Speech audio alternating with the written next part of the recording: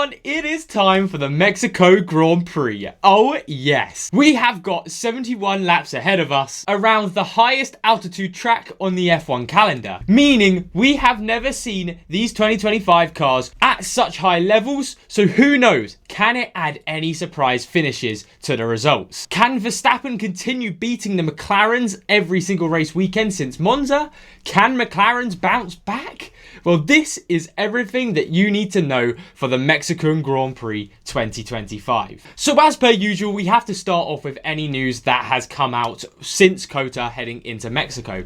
And to be fair, there are quite a few things that we need to talk about. And the first one is, which is quite vital, FP1 rundowns. Now, what does that mean when I say FP1 rundowns? We've got a lot of technically rookie drivers, that's what they're calling them when they come into these spots, taking the spot for FP1 over some drivers. And there are 7 teams doing it this weekend. And since I'd recorded this part of the video, it's actually gone up to 9 drivers now. So 9 of the 10 teams, adding Racing Bull's Iwasa, who will be replacing Liam Lawson, and Paul Aaron will be replacing Pierre Gasly, as well as the rest of the drivers I'm about to mention.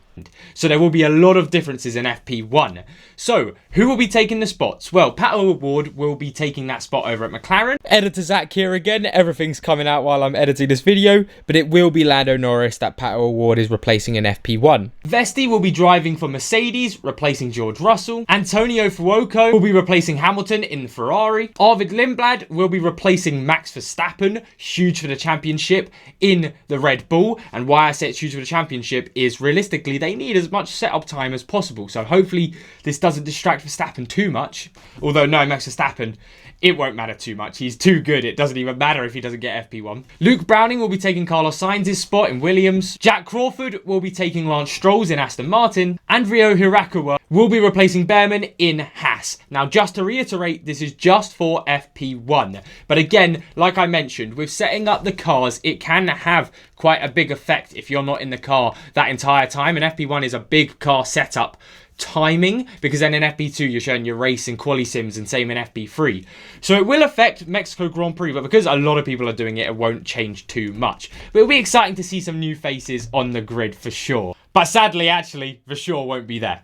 And then the last bit of news heading into Mexico is that Alpine haven't really been happy with Colapinto. Of course, if you didn't watch the COTA Grand Prix, or if you didn't realise what happened, Alpine put team orders for Pierre Gasly in 17th and Franco Colapinto in 18th. Yes, I know, I literally just said 17th and 18th for team orders. Absolutely bonkers.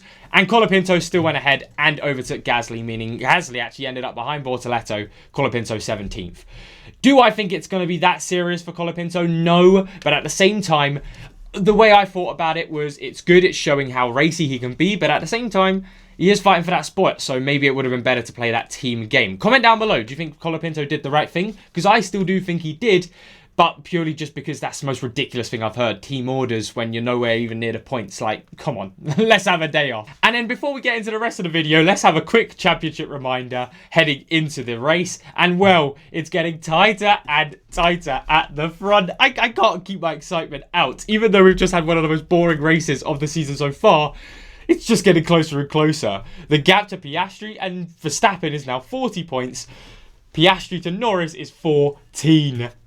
Oh my word, I can't believe how close it's getting. If we get similar results in Mexico, it's going to be even closer. Whew, I don't think I can take how close it's going to get. Now, further down the grid, something to keep an eye on is the battle for 9th. Nico Hülkenberg, Isaac Hadjar, Carlos Sainz and Fernando Alonso up. So if any of them score points this weekend, it could be huge for their championship standings. Then heading over to the Constructors side of things, keep an eye on second place in the Constructors as well this weekend, as the gap has dropped between 10 points between all of Mercedes, Ferrari and Red Bull in the fight for second.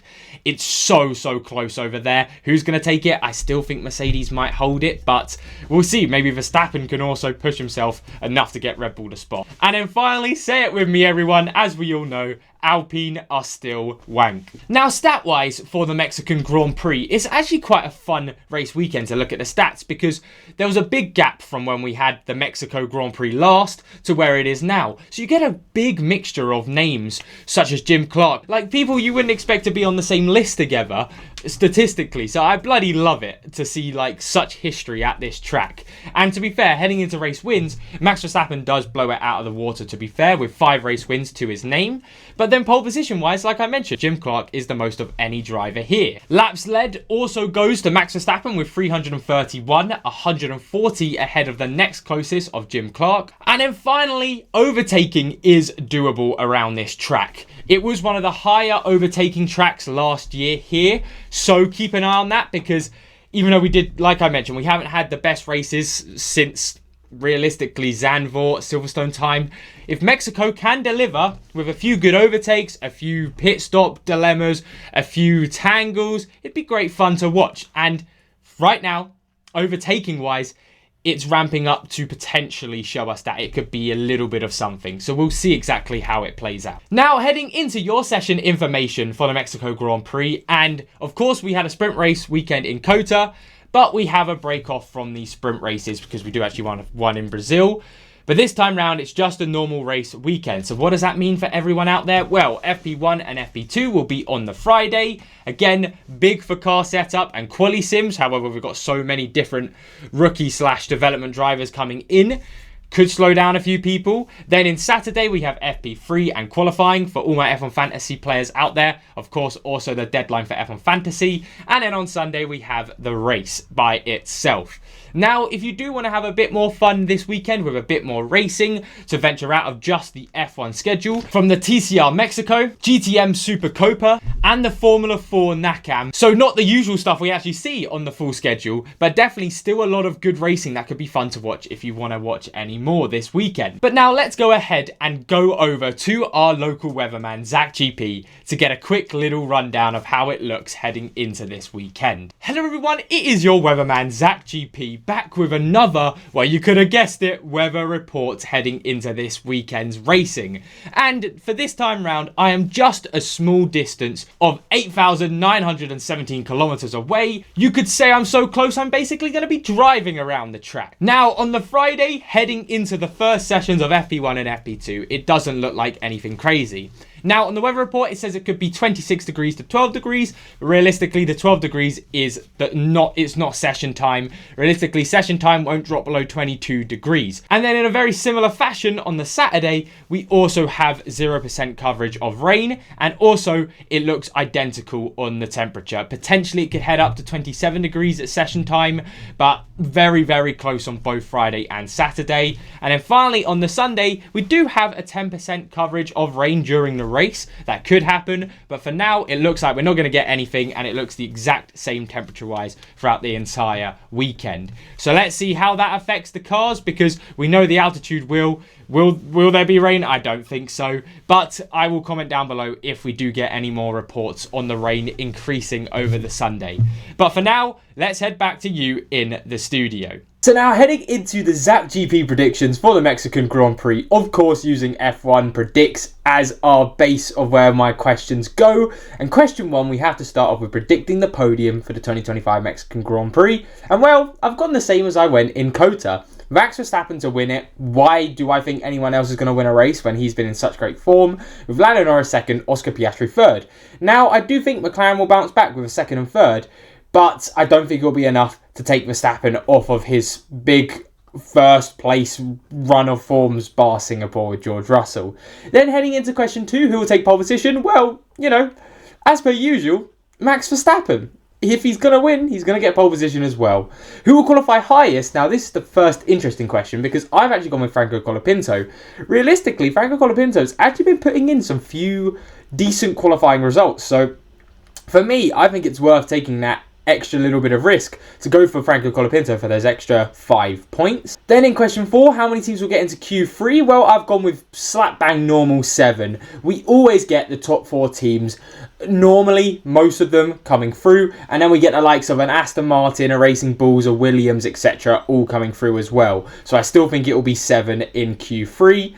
Who will finish the race ahead? I've gone with Yuki Tsunoda for 10 points. I just think with the run of form he's had and with how Red Bull are looking so far, I can't say that Alonso, Hülkenberg, Behrman are going to finish ahead of him because he's actually looked half decent. Who will set the fastest pit stop in the race? I've gone for Ferrari again, 15 points. They've been doing it half decently occasionally throughout the season, so I'll take the risk on them again. With question 7, will there be a safety car? I've gone for yes. In Mexico, normally there's at least a few incidents, so even a virtual safety car I think will be required. Heading into question 8. Now, this is the first question for a while. I think out of the full 8 questions that I've just gone with my heart on this one, will they get fastest lap, Lando Norris? No idea, but let's just go with it. Question 9, who will score more points this weekend? I have to go with Red Bull. If Max Verstappen's going to win this race, I can't see Mercedes and Ferrari having Leclerc, Russell, Hamilton, Antonelli all carrying enough for where even if Yuki Tsunoda comes 10th, 9th, 8th, it still holds Red Bull in a position higher than Mercedes or Ferrari. Then the final question, will we see a new winner of the Mexico Grand Prix? And I've gone for no. Again, as per usual, because I think Max Verstappen's going to win it. Quite a few of the questions just come down to Max Verstappen being Max Verstappen. But there you go. Those are my predictions for the Mexican Grand Prix. Now, as per usual, if you want to join an F1 Predicts League, head over to F1 Predicts and search up ZachGP. And as per usual, join using this link, the league code, whatnot. But those are my predictions for the Mexico Grand Prix. And hey, like I mentioned all the time, those are the best predictions ever. So don't be doubting it. And that is it for everything that you need to know for the Mexican Grand Prix 2025. As per usual, like I've been mentioning throughout the entire video so far, if there is any more news that comes out, whether it be weather related, driver related, FP1 related, development driver related, any of that, I will comment down below. Special liveries, I'll put down below in the comments in a little thread to show exactly anything that does come out from Wednesday onwards. But as per usual, thank you all so much for watching this video, and thank you all just so much for the support on the channel. We actually recently hit over 3,200 subscribers, which is just incredible, so thank you all so much for the support. I will see you all on Friday for my post FP2 video. Take care everyone and enjoy the rest of your day.